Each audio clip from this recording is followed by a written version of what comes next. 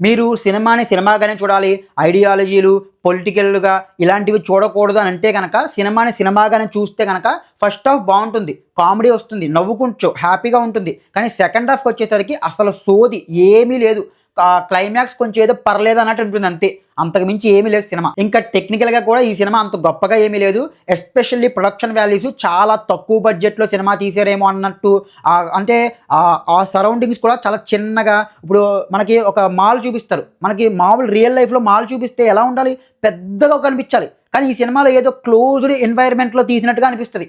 అంటే ప్రతీది కూడా కుచించుకుపోయినట్టు చిన్నగా కనిపిస్తుంటాయి. ప్రొడక్షన్ వాల్యూస్ చాలా లో స్టాండర్డ్స్‌లో ఉన్నాయి. పెద్దగా మిగతా టెక్నికల్ డిపార్ట్మెంట్స్ కూడా పెద్ద గొప్పగా ఏమీ లేవు. నాకు ఈ మధ్యన 'భీమ్స్' మ్యూజిక్ చాలా బాగా నచ్చుతుంది. ఈ సినిమాలో కూడా పాటలు గానీ, బ్యాక్‌గ్రౌండ్ స్కోర్ గానీ చాలా బాగా ఇచ్చాడు.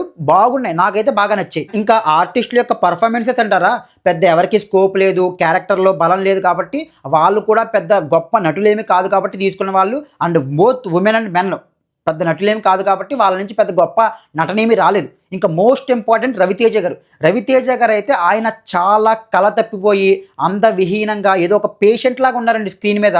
ఏదో అసలు ఆయనలో ఆ ఔరా లేదు. ఆ ఔరా లేకపోవడం వల్ల ఏదో ఒక పేషెంట్ లాగా ఎనర్జీ లేక చాలా అదో రకంగా ఉన్నారు ఆయన స్క్రీన్ మీద. ఐడియాలజీలతో పెద్దగా సంబంధం ఏమీ లేకుండా రైటింగ్ అవసరం ఉంది అని మీకేమైనా భావన లేకపోతే, వల్గారిటీ మీకు పెద్ద ప్రాబ్లమ్ కాకపోతే, టైమ్ పాస్ కోసం అయితే ఒకసారి ఈ సినిమా చూడొచ్చు. ఫస్ట్ హాఫ్‌లో బానే నవ్వొస్తుంది. అంతకు మించి అయితే ఏమీ లేదు. That's it.